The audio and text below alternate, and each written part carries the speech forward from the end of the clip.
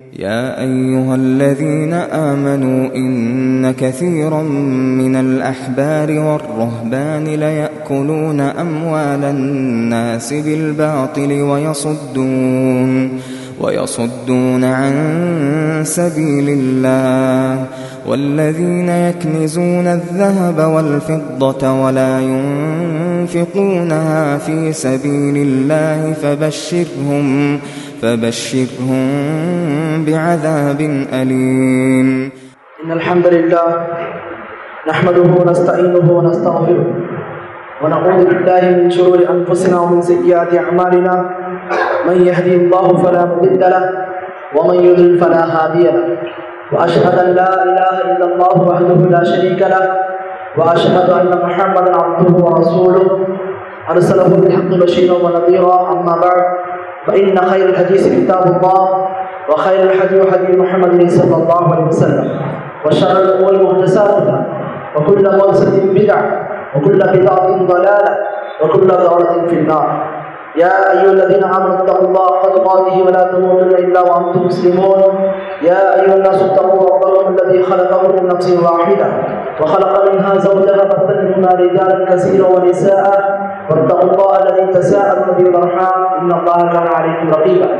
يا أيها الذين آمنوا اتقوا الله وقولوا قولا سديدا يصلح لكم أعمالكم ويغفر لكم ذنوبكم ومن يطع الله ورسوله فقد فاز فوزا عظيما.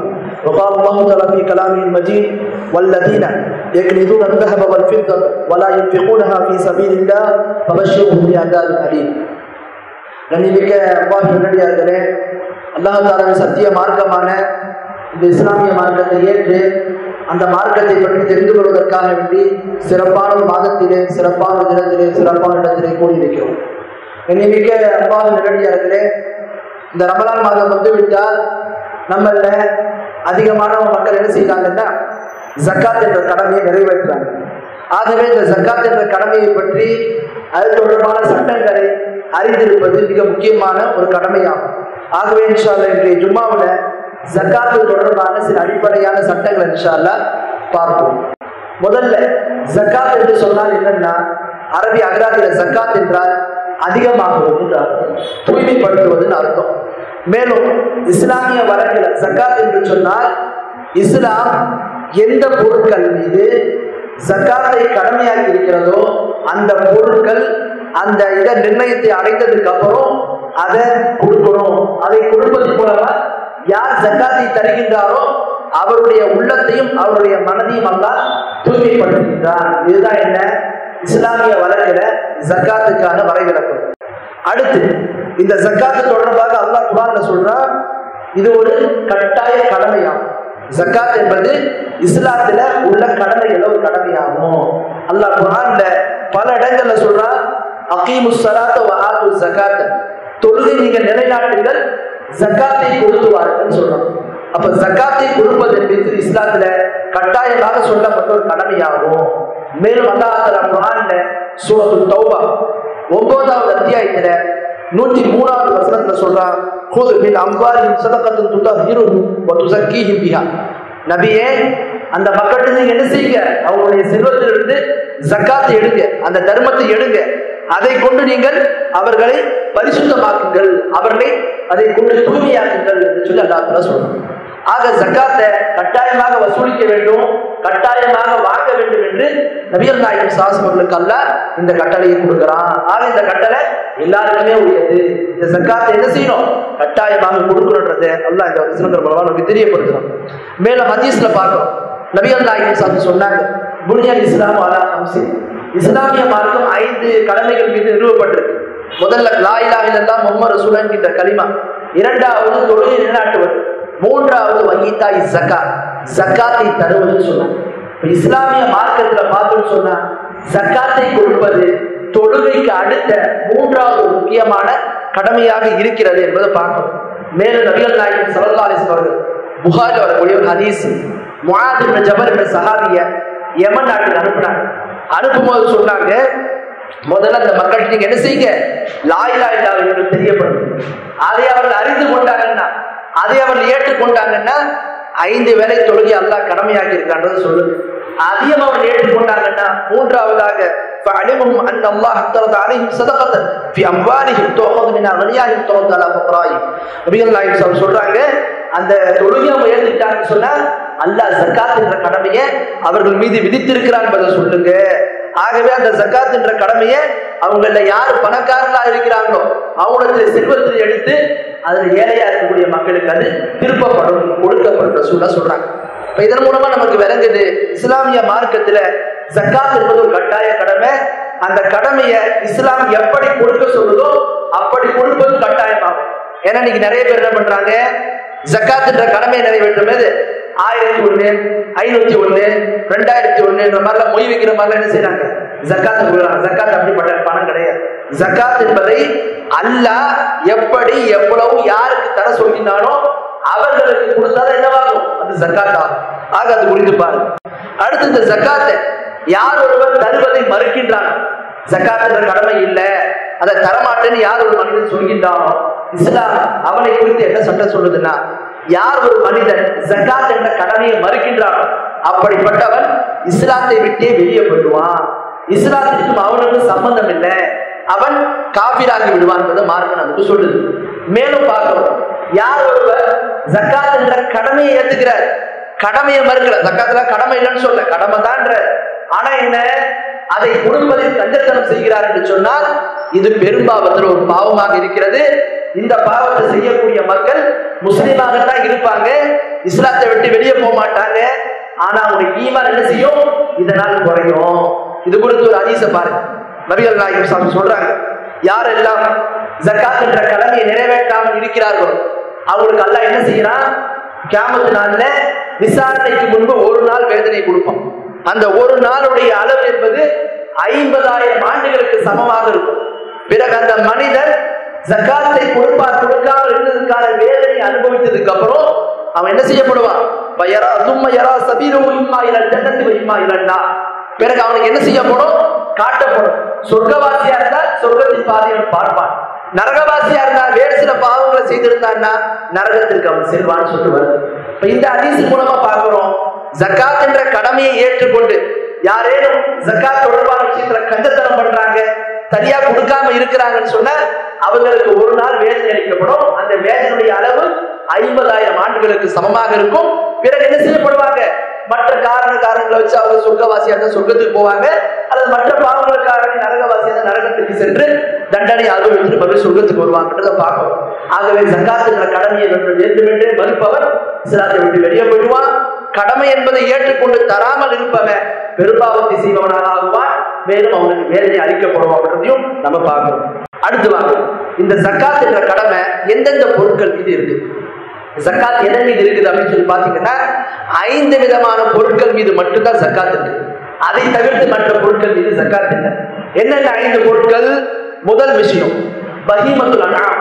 பஹீமத்துல் அன்ஆம்னு சொன்னா கால்நடைகள், ஆடு மாடு ஒட்டகம், இது போன்ற கால்நடைகளை ஒருத்தர் என்ன செய்யறாரு, வளர்க்கிறாரு, கால்நடைகள் வைத்திருக்கிறாரு சொன்னா அவர் என்ன, அதற்கான ஜகாத்தை கொடுக்க வேண்டும், கட்டாயமா அதற்கான ஜகாத்தை தர வேண்டும். இதற்கான ஆதாரத்தை பாருங்க.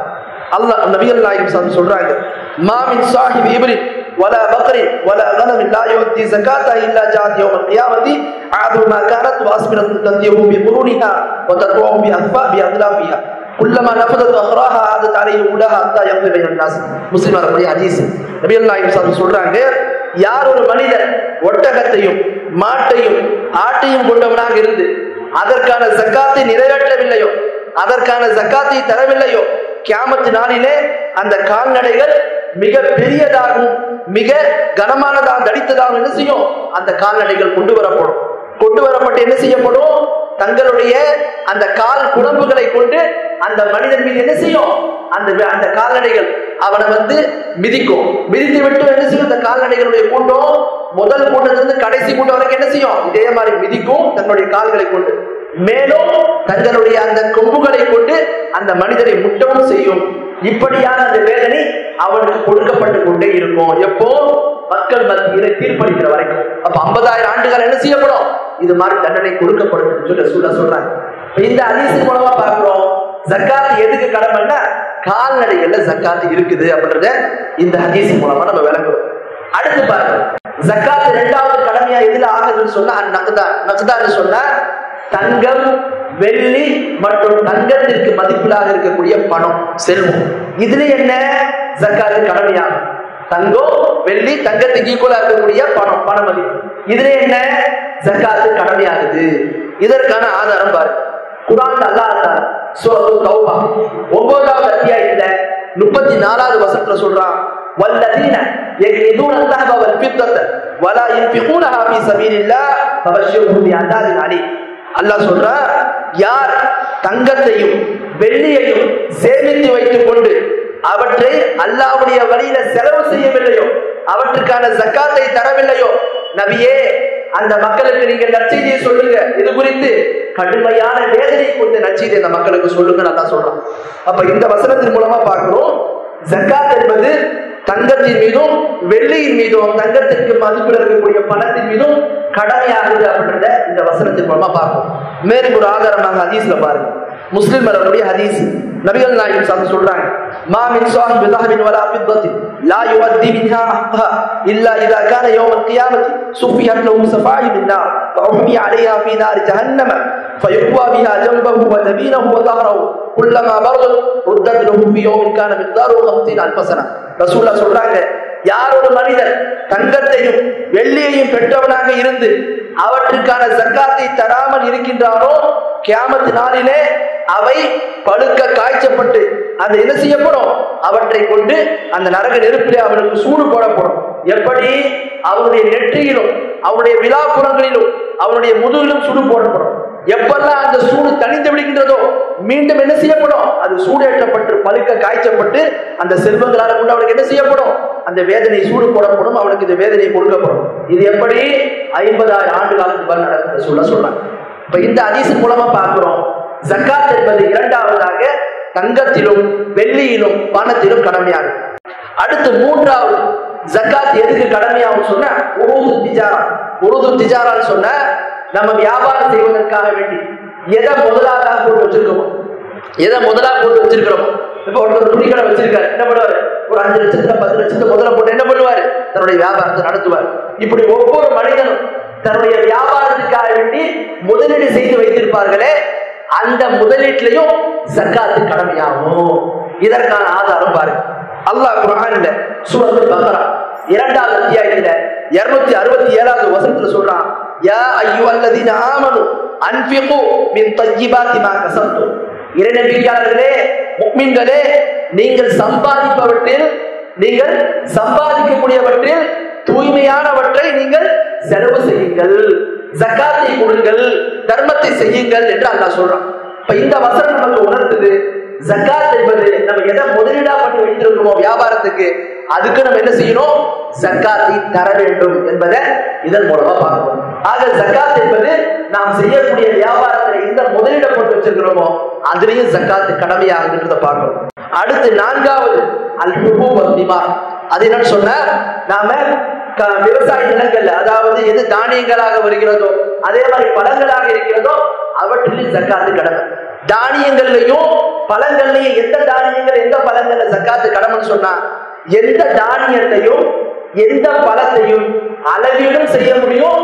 2வது அதை அப்படியே விடுவதனால் அது கெடாமல் இருக்கும். அரிசி இருக்கு, கோதுமை இருக்கு, பேரிச்சம்பழம் இருக்கு, உலர்ந்த திராட்சை இருக்குது, இதெல்லாம் என்ன, இது அளவீடும் செய்ய முடியும், அது அப்படியே வைத்து என்ன செய்யலாம், ரொம்ப காலம் வைத்திருக்கலாம். மற்றபடி தக்காளி, வெங்காயம் இது போன்ற காய்கறிகள் என்ன, ஜக்காத்து கடமை. ஏன், அவை அழியக்கூடிய பொருட்கள். ஆக எவை அழியாமல் அளவீடு செய்யப்படுமோ அப்படிப்பட்ட பொருட்கள்லையும் ஜக்காத்து இருக்குது. அப்ப விவசாயிகளை பார்க்கும்போது தானியங்கள்லையும் பல வரிகள்ல பார்க்கும்போது பேரிச்சம்பழம், அதே மாதிரி பாத்தீங்கன்னா உலர்ந்த திராட்சையிலும் ஜக்காத் இருக்குது அப்படின்றத பார்க்கணும். இதற்கான ஆதாரம் அல்லாஹ் குர்ஆன்ல சூரத்துல் பக்ரா 2வது அத்தியாயத்துல 267வது வசனத்தை சொல்றான், வமிம்ம அக்ரஜ்னா லக்கும் மினல் அர்தி.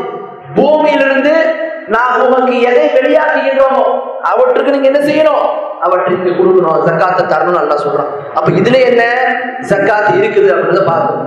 அடுத்து அல் மஆதின் வர்ரிகாஸ். அல் மஆதின் வர்ரிகாஸ்னு சொன்னா புதையலும் அல்லது கனிம வளங்கள் இருக்கிறது, இவற்றிலும் ஜக்காத் இருக்கிறது. புதையல் மற்றும் கனிம வளங்கள், ஒரு நிலம் வந்துச்சு, அதை என்ன செய்யறாரு, தோண்டி பாக்குறாரு, அதுல புதையல் இருக்குது, அதுக்கு ஒரு ஜக்காத்து கொடுக்கணும். அதே மாதிரி என்ன பண்றாரு ஒருத்தவரை, தன்னுடைய பூமி அவருடைய நிலத்தில கனிம வளங்கள் இருக்குதுன்னு சொன்னா அந்த கனிம வளங்களை வெட்டா, நிலக்கரி, அந்த மற்ற தாது பொருட்கள் இது மாதிரி வெளியே வருதுன்னா இதுக்கு என்ன செய்யணும்? ஜக்காத்தை கொடுக்க வேண்டும். அதற்கு எவ்வளவு கொடுக்கணும்? சொல்றாங்க அது 5% கொடுக்கணும் சொல்றாங்க. ஜக்காத் என்பது இந்த 5 பொருட்கள் மீது தான் கடமை. என்னென்ன பொருட்கள்? கால்நடைகள் மீது ஜக்காத்து கடமை. இரண்டாவது தங்கம், வெள்ளி, பணத்துல ஜக்காத்து கடமை. மூன்றாவது வியாபாரம் செய்யக்கூடிய முதலீட்டையும் ஜக்காத்து கடமை. நான்காவது வேளாண்மை விவசாயத்துல வரக்கூடிய தானியங்கள், பழங்கள்ல ஜக்காத்து கடமை. ஐந்தாவது புதையலோ அல்லது கனிம வளங்களோ கிடைக்குதுன்னா இதுல ஜக்காத்து கடமை. இது அல்லாத வீட்டிற்கோ, கட்டிடத்திற்கோ, கால்நடைகளுக்கோ, அதே மாதிரி வாகனங்களுக்கோ என்ன ஜக்காத்து? கால்நடைகள் பயன்படுத்தக்கூடிய வாகனங்கள், இதுக்கு என்ன ஜக்காத்து கடமை இல்லை என்பதை நாம் விலகிக் கொள்ள வேண்டும். அடுத்து வாங்க, ஜக்காத்து இதுல கடமையாகும் அப்படின்றத பார்ப்போம். இந்த 5 விஷயங்கள் மீது தான் ஜக்காத்து கடமை, இது அல்லாத மற்ற விஷயங்கள் மீது ஜக்காத்து இல்லை. இப்போ இந்த ஜக்காத் என்பது யார் மீது கடமையாவது அப்படின்றத பார்க்கும்போது முதல்ல ஜக்காத் தரவர் முஸ்லிமா இருக்கும். ஜக்காத் என்ற கடமை முஸ்லிம்கள் மீது தான் கடமையாகும். அவங்க கொடுத்தாதான் அந்த ஜக்காத் ஏற்றுக்கொள்ளப்படும். இரண்டாவது யார் மீது கடமை? யார் சுதந்திரமான ஆண்களாக இருக்கிறாங்களோ, சுதந்திரமான பெண்களாக இருக்கிறாங்களோ அவங்க மீது ஜக்காத்து கடமை. அடிமைகள் மீது ஜக்காத் இல்லை. அடிமைகள்ட்ட என்ன தொகை இருக்குதோ அதை எஜமான் தான் என்ன செய்வார்? ஜக்காத் எடுப்பார். அந்த அடிமைகளுக்கு கடமை இல்லை. அப்போ யார் மீது ஜக்காத்து கடமைனா முஸ்லிமா இருக்கணும், இரண்டாவது சுதந்திரமானவர்களா இருக்கணும், மூணாவது எந்த ஜக்காத்துக்கான அளவு மார்க் சொல்லப்பட்டிருக்கோ அந்த அளவை, அந்த பொருள் இருக்கக்கூடிய அளவை பெற்றவராக இருக்க வேண்டும். இதற்கு ஒரு உதாரணம் பாருங்க. நபிகள் நாயகம் ஸல்லல்லாஹு சொன்னாங்க, புகாரில் வரக்கூடிய ஹதீஸ், லைஸ ஃபீமா தூன ஹம்ஸத்தி அவ்ஸத்தின் ஸதகா. ரசூலுல்லாஹ் சொல்றாங்க 5 வஸ்குக்கு குறைவா இருந்தா என்ன ஜக்காத்? தானியங்கள், பல வகைகள்ல 5 வஸ்கு குறைவா இருந்தா என்ன ஜக்காத் இல்ல. 5 வஸ்குனா என்ன? ஒரு வஸ்கு என்பது 60 சா. 60 சான்னு சொன்னா ஒரு சா 2.5 கிலோ. அப்ப 60 வஸ்குன்னு சொன்னா கிட்டத்தட்ட 750 கிலோ அளவிற்கு அந்த தானியங்களோ பல வகைகளோ இருந்தா தான் அதுல ஜக்காத்து கடமை. அதுக்கு குறைவா இருந்தா ஜக்காத் இல்ல. அப்ப ஜக்காத்து மூணாவது யார் மீது கடமையாகும் சொன்னா ஜக்காத்தை கொடுப்பதற்கான அளவை அவர் பெற்றவராக இருக்கும். அடுத்து நான்காவது ஜக்காத்து எப்ப கடமையாகும் சொன்னா ஹவுலான் ஹவுல், அதாவது ஜக்காத்துக்கான தொகையை பெற்று அந்த ஜக்காத்திற்கான பொருளை வைத்து அதில் 1 வருடம் கலந்து விட்டது என்று சொன்னால் அதுல ஜக்காத்து கடமையாகும். ஒரு மனிதனிடத்துல ஜக்காத்துக்கான பொருள் வருது, அதுல 1 வருடம் கடந்து விட்டது என்று சொன்னால் அப்ப ஜக்காத்து கடமையாகும். இதற்கான ஆதாரம் பாருங்க. இப்னு மாஜால வரக்கூடிய சஹீஹான ஹதீஸ், ஆயிஷா ரலியல்லாஹு அன்ஹா அறிவிக்கிறாங்க, லா ஜக்காத்த ஃபீ மாலி ஹத்தா யகூல் அலைஹி ஹவுல். சொல்றாங்க, எந்த ஒரு பொருளையும் எந்த ஒரு செல்வத்திலையும் ஜக்காத் என்பது அதன் மீது 1 வருடம் கடந்தால் தான் கடமையாகும். அப்ப ஜக்காத்துக்கான அந்த பொருளையோ அந்த தொகையோ பெற்றிருந்து அதன் மீது 1 வருடம், இஸ்லாம் சொல்லக்கூடிய ஹிஜ்ரி அந்த ஆண்டு 1 ஆண்டு கடப்பதன் மூலமாக ஜக்காத்து கடமையாகும் என்று விளங்கிக்கணும். ஆக ஜக்காத்து கடமை சொல்லக்கூடிய இந்த 1 வருடம் என்பது எந்தெந்த பொருளுக்கு? நாம் வைத்திருக்கக்கூடிய தங்கத்திற்கு, வெள்ளிக்கு, பணத்திற்கு.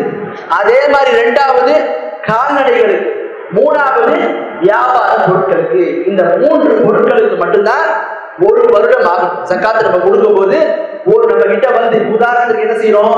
தங்கம் நம்ம கிட்ட இருக்குது, ஒரு கிலோ தங்கம் வைத்திருக்கிறோம். அப்ப நம்ம வைத்திருக்கிறோம்னு சொன்னா இது நம்ம கிட்ட 1 வருடம் கடந்த வரைக்கும் இருக்குன்னு சொன்னா அப்பதான் என்னவாகும்? ஜக்காத்து கடமையாகும். அப்ப இதே மாதிரி தங்கத்துல, வெள்ளியில, பணத்துல, அதே மாதிரி கால்நடைகள்ல, மூன்றாவதாக முதலீடுகள்ல, வியாபாரம் செய்யக்கூடிய முதலீடு. இந்த 3ல என்ன 1 வருடம் கடக்கும். மற்றபடி விவசாய நிலங்கள்ல பாத்தீங்கன்னு சொன்னா, அதே மாதிரி கனிம வளங்கள், அதே மாதிரி புதையல்ல பாத்தீங்கன்னா அது கிடைத்து 1 வருஷம் தான் கிடையாது. எப்ப நமக்கு வருதோ அப்ப உடனே அதற்கான ஜக்காத்தை கொடுத்துடும். அல்லாஹ் குர்ஆன்ல சொல்றான், எப்ப நீங்கள் அறுவடை செய்கிறீர்களோ அன்றைய நாள் என்ன செய்யுங்க, அதற்கான ஜக்காத்தை கொடுத்துருக்கன்னு சொல்லிட்டு அல்லாஹ் தஆலா குர்ஆன்ல சொல்றான். விவசாய நிலங்களை தவிர்த்து, புதையலை தவிர்த்து, கனிம வளங்களை தவிர்த்து மற்ற எல்லாத்துக்கும் என்ன, எப்ப நமக்கு அது கிடைக்குதோ அதுல இருந்து 1 வருடம் ஆனதுக்கு அப்புறம் என்ன செய்யணும், அவற்றுக்கான ஜக்காத்தை கொடுக்கணும் என்பதை நாம் விலகிக் கொள்ள வேண்டும். அடுத்து வாங்க, இப்ப ஒவ்வொரு பொருளும் ஜக்காத் எந்த அளவு வந்தா கடமையாகிறத பாருங்க.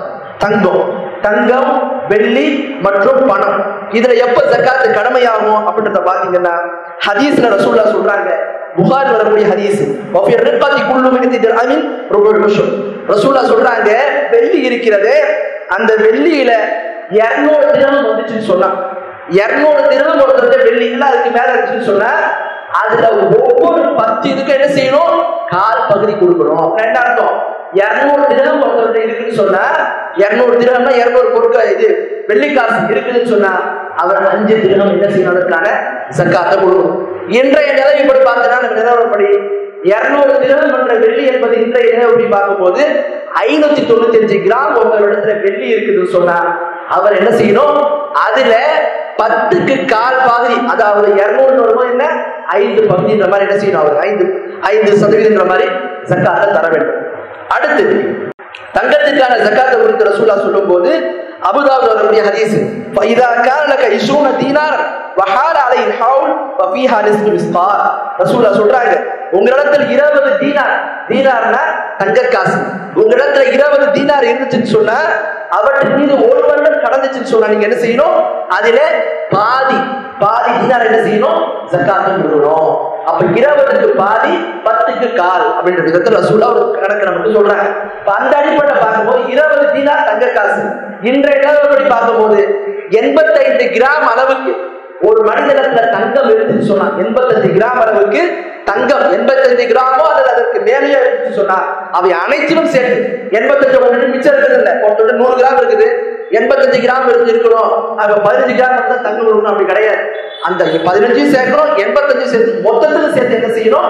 அவற்றுக்கான ஜக்காத்தை எடுக்க வேண்டும் என்பதை மார்க்கு நமக்கு சொல்லுது. ஆகவே இதை நம்ம கவனத்தில் கொள்ள வேண்டும். அடுத்து பாருங்க, ஜக்காத் என்பது எப்ப நமக்கு கடமையாகும்? இந்த மாதிரி தங்கம் வெள்ளி, அது தங்கத்துல நமக்கு என்ன ஜக்காத்து கொடுக்கணுமோ அதே அளவுதான் என்ன பணத்திற்கும். ஏன்? தங்கமும் பணமும் ஒரே மதிப்புக்குள்ளதுதான். ஆக தங்கத்திற்கான என்ன சட்டமோ அதே சட்டம் தான் பணத்திற்கும் என்பதை நாம விளங்கிக் கொள்ள வேண்டும். அடுத்து இவற்றுக்கான நிபந்தனைகளை பாருங்க. எப்ப ஜக்காத்து கொடுக்க வேண்டும்?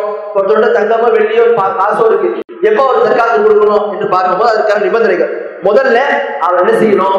அந்த 85 கிராம் அளவுக்கு தங்கத்திற்கான அளவை அவர் பெற்றவராக இருக்கணும். ஒண்ணு. இரண்டாவது நிபந்தனை, அதுல என்ன செய்யணும்? ஒரு வருடம் கடக்கணும். இஸ்லாமிய ஹிஜ்ரி ஆண்டின்படி ஒரு ஆண்டு அதுல கடக்கணும்.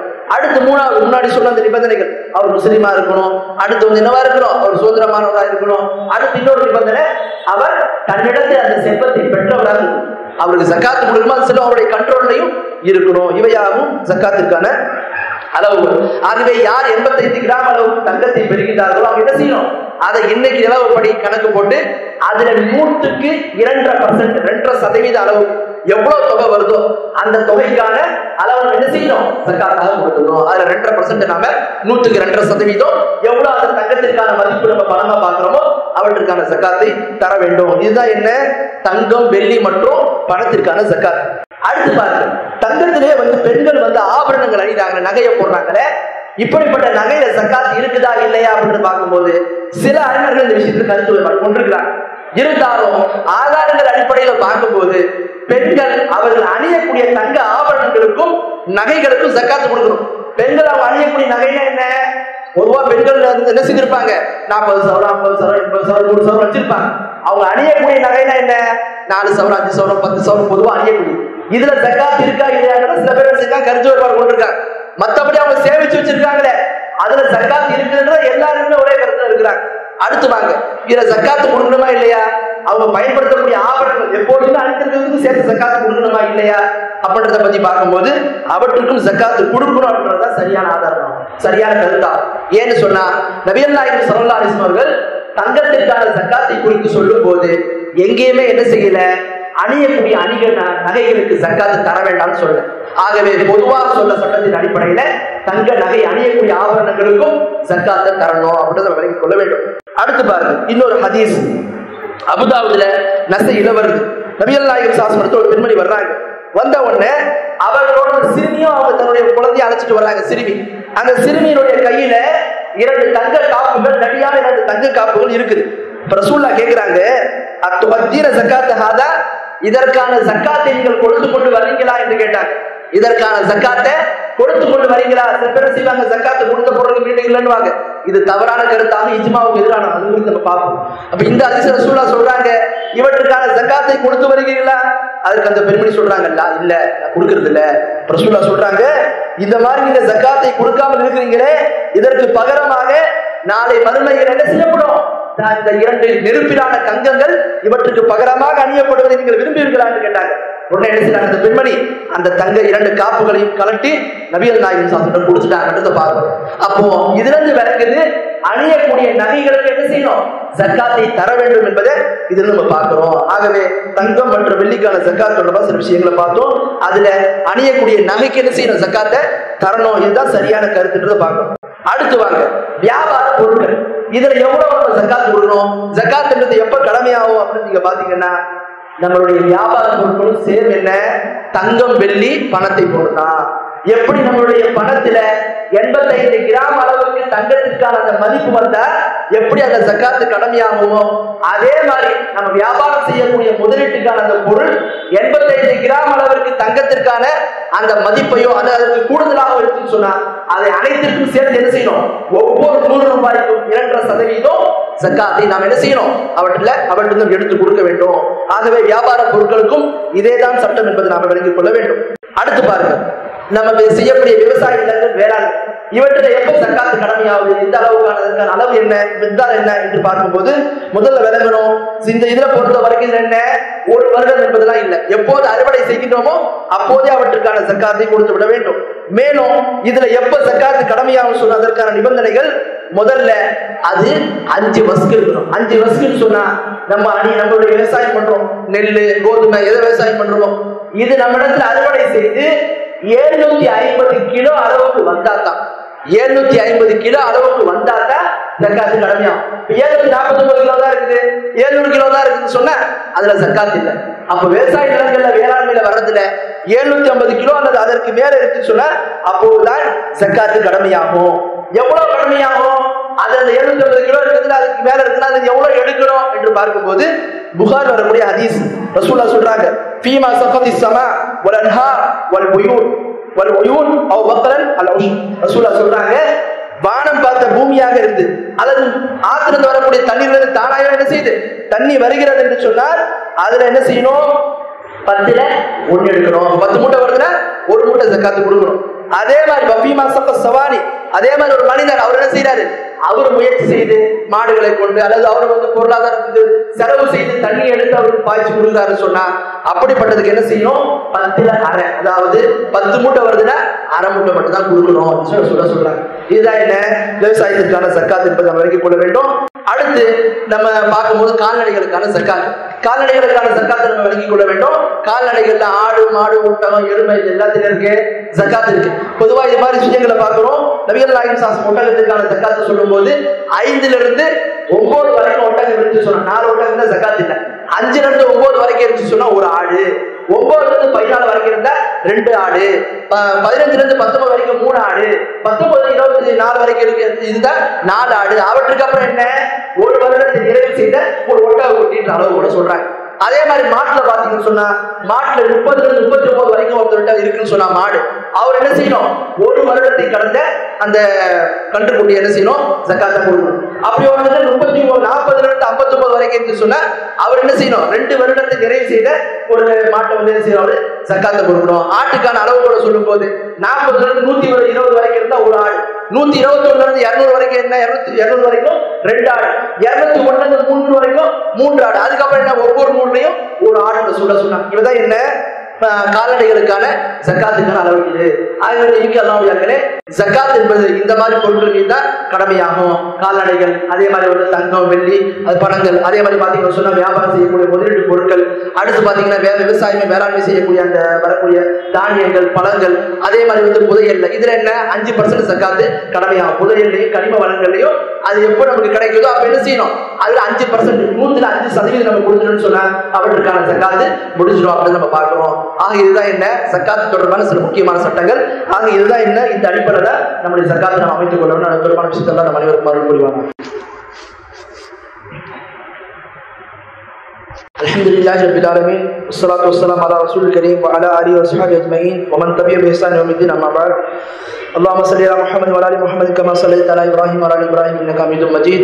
اللهم بارك على محمد وعلى ال محمد كما باركت على ابراهيم وعلى ال ابراهيم انك حميد مجيد. என்னமிக்க அல்லாஹ்வின் அடியார்களே, ஜகாத் என்பதை எந்த அளவுக்கு நம்ம இருந்தா கொடுக்கணும் அப்படின்றத பத்தி எல்லாம் பார்த்தோம். அடுத்து ஜகாத் என்பதை கொடுக்கப்பட்ட பொருள் கொடுக்கணுமா வேண்டாமா? தமிழ்நாட்டுல ஒரு குழப்பம், என்ன ஒரு பித்னா, என்ன பித்னா? ஜகாத் என்பது பொருளை தான் தூய்மைப்படுத்துது. ஜகாத்தை நம்ம ஒரு முறை கொடுத்துட்டா என்ன ஆயிடும்? ஒரு ஏதாச்சும் 5 லட்சம் ரூபாய் இருந்துச்சு, அவர் 5 லட்சம் ரூபாய்க்கு ஜகாத்தை கொடுத்துட்டாருன்னா கொடுக்க வேண்டியது இல்லை என்ற மாதிரி ஒரு கருத்து இருக்கு.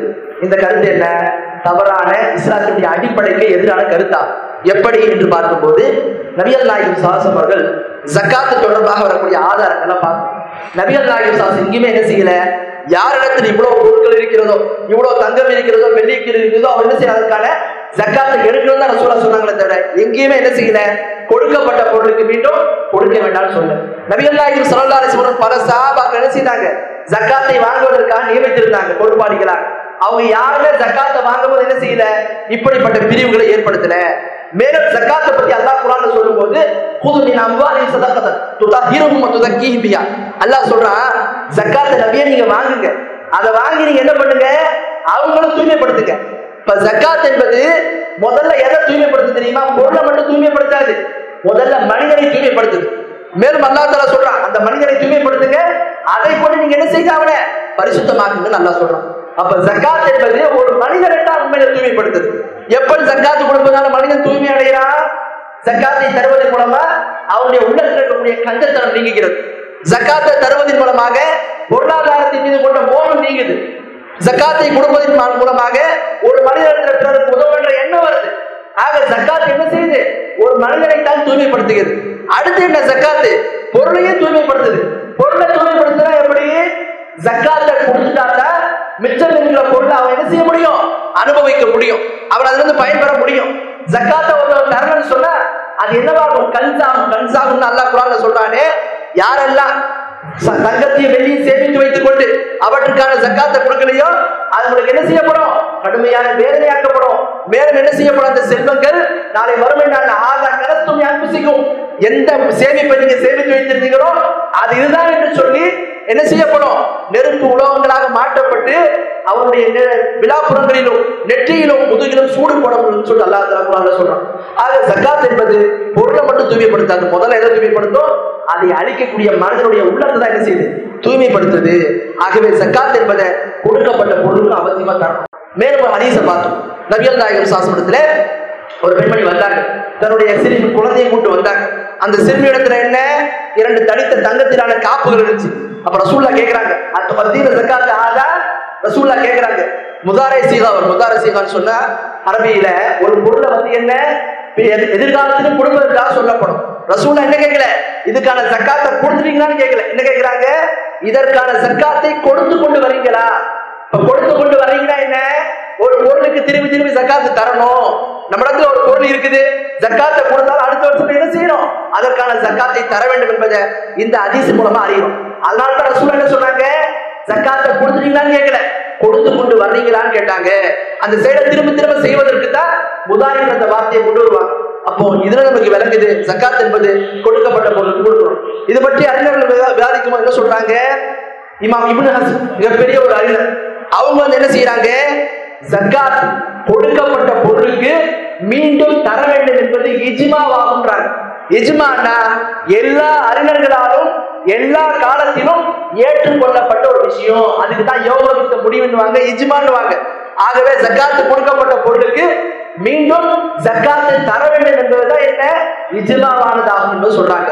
ஆகவே இதை நம்ம என்ன செய்துக்கணும், விலகிக் கொள்ள வேண்டும். அடுத்து வாங்க, இந்த ஜகாத்தை இந்த மாதிரி வந்து கொடுக்கப்பட்ட பொருளுக்கு மீண்டும் கொடுக்க வேண்டாம் என்று சொல்லி அல்லாஹ் சொன்ன கடமையை ஒருத்தர் யாரெல்லாம் விடுறாங்களோ அவர் அனைவரும் குற்றவாளி ஆவாங்க அப்படின்றத நாம் விலகிக் கொள்ள வேண்டும். வேற யார் இந்த மாதிரி கருத்தை எடுத்துக்கிட்டு இது நல்லா இருக்குது, கொடுத்த பொருளுக்கு மீண்டும் கொடுக்க வேணாம், நல்லா இருக்கு அப்படின்ற மாதிரிலாம் எடுத்துக்கிட்டு போறாங்களோ அதை அவங்களுக்கு பாவ சுமையத்தான் ஏற்படுத்தும். மேலும் இஜ்மாவுக்கு மாற்றமா ஒருத்தவங்க நடத்தாங்கன்னா அல்லாஹ் குர்ஆன்ல சொல்றான்,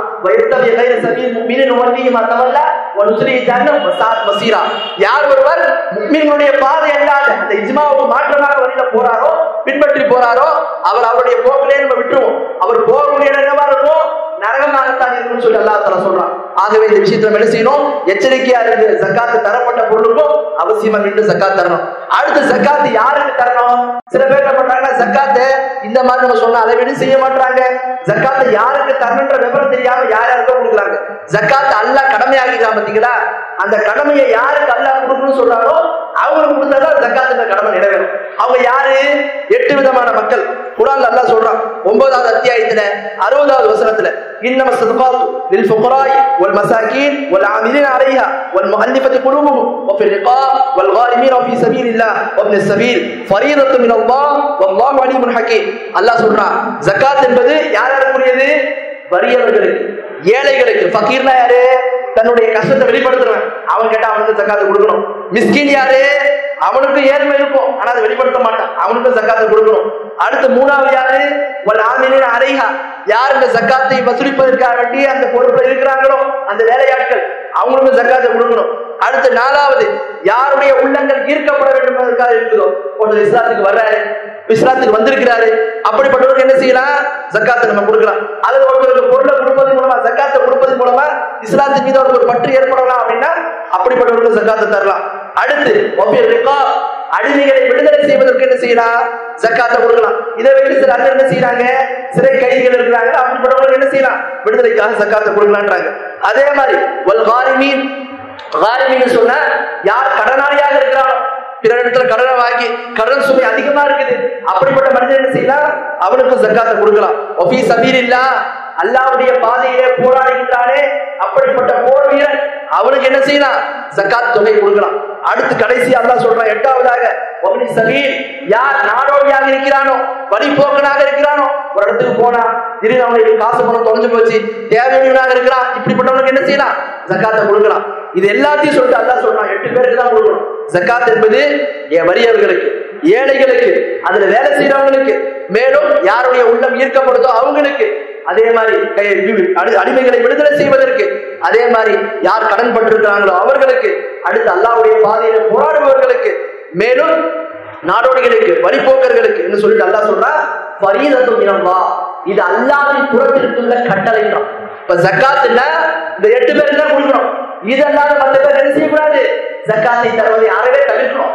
இந்த 8 பேரை தவிர்த்து ஒருத்தர் ஜக்காத்தை கொடுக்கிறான்னு சொன்ன அந்த ஜக்காத் என்ன செய்யப்படாது? ஏற்றுக்கொள்ளப்படாது. இப்ப பணக்காரன் தெரியுது, அவனுக்கு ஜக்காத்தை கொடுத்தா அந்த ஜக்காத் ஏற்றுக்கொள்ளப்படாது. ஏன்னா ஜக்காத் என்பது ஏழைக்குரிய பொருள். ஆகவே இந்த 8 விஷயத்தை பத்தி அல்லாஹ் சொல்லும் போது ஃபரீதத்துன் மினல்லாஹ், இது அல்லாஹ்வின் புறத்திலிருந்து கட்டளை. வல்லாஹு அலீமுன் ஹகீம், அல்லாஹ் அனைத்தையும் அறிந்தவன், ஞானமுடையவன். அதனாலதான் என்ன செஞ்சிருக்கிறான்? இந்த ஜக்காத் என்பது 8 வகையான மக்களுக்கு மட்டும்தான் போய் சேரணும். இது என்ன பண்றாங்க சில பேரு? ஃபீ சபீலில்லாஹ், அல்லாஹ்வுடைய பாதை என்று சொன்னா அல்லாஹ்வுடைய பாதை எல்லாம் தாவாவுக்கு கொடுத்துக்கலாம், தாவா சென்டருக்கு கொடுத்துக்கலாம், ஸ்டேஜ் போறதுக்கு கொடுத்துக்கலாம், அதே மாதிரி வந்து பெரிய பெரிய பிளக்ஸ் போர்டு போறதுக்கு கொடுத்துக்கலாம். அதே மாதிரி பாத்தீங்கன்னு சொன்னா மார்க்கம் என்ற பேர்ல என்ன பண்றாங்க அதுக்கெல்லாம் கொடுத்துக்கலாம், பள்ளிவாசலுக்கு கொடுத்துக்கலாம் அப்படின்னு சொல்றாங்க. இதுக்கெல்லாம் ஜக்காத்து கொடுக்க முடியாது. பள்ளிவாசலுக்கு ஜக்காத்து கொடுக்க முடியாது. நீங்க தாவாவுடைய பணி செய்யறாங்களே, தாவாவுக்காண்டி அந்த பணிகளுக்கு என்ன செய்ய முடியாது? ஜக்காத்தை தர முடியாது. அங்க அல்லாஹ் ஃபீ சபீலில்லாஹ் சொல்றது எங்கன்னு சொன்னா, எங்கெல்லாம் குர்ஆன்ல சபீலில்லாஹ் வருதோ அதுக்கு என்ன அர்த்தம்? அல்லாஹ்வுடைய பாதையில் போராடும், ஜிஹாது குறிக்கும். அப்படிப்பட்டவங்க தான் தரணும். அதை விட்டு அல்லாஹ்வுடைய வழின்னு சொல்லிக்கிட்டு தாவாவை கொண்டு வர்றது, பள்ளிவாசலை கொண்டு வர்றது, எல்லாத்தையும் கொண்டு வர்றது என்ன? இது மார்க்கெட்ல தடுக்கப்பட்ட விஷயம். ஆகவே பள்ளிவாசல்ல என்ன செய்யக்கூடாது? ஜக்காத் தொகை தரக்கூடாது. பள்ளிவாசல்ல வந்து ஒரு மனிதன் தன்னுடைய மற்ற பொருட்களை, தன்னுடைய மற்ற பொருளாதாரத்தை தான் கொடுக்கணுமே தவிர ஜக்காத்து காசை என்ன செய்யக்கூடாது? பள்ளிவாசலுக்கு தரவதை அறவே தவிர்க்கணும். அதே மாதிரி தாவாவுடைய ஒர்க்குன்னு சில பேர் என்ன பண்றாங்க? தாவால லட்சக்கணக்கில் ஸ்டேஜ் போடுறதுக்கும் பல கணக்குல வந்து டெக்கரேஷன் பண்றதுக்கும் இது மாதிரி பொருட்களுக்கு ஜக்காத்தை வாங்குறாங்க. அவருக்கு ஜக்காத்தை தந்தீங்க, ஜக்காத்தை நிறைவேறாது. ஆகவே இது என்ன செய்யணும்? அவசியமா தவிர்க்க வேண்டும். ஆகவே நிமிக்கல்லாவுடையார்களே, ஜக்காத் தொடர்பான சில விஷயங்களை சொன்னோம். ஆக இந்த அடிப்படை நம்ம ஜக்காத்து கொடுத்தா இஸ்லாம் சொல்லக்கூடிய ஜக்காத்தா இருக்கும். இதை தவிர்த்து மற்ற வழிகளில் போனா அது நமக்கு எந்த ஒரு நன்மை பெற்று தராது. ஆகவே நம்ம சொன்ன அடிப்படையில இஸ்லாமிய வழிமுறைகளை ஜக்காத்தை தரக்கூடிய மக்களாக அல்லாஹ் நம்ம அனைவரும் ஆக்கிடுவானாக. நான் முஸ்லிமின்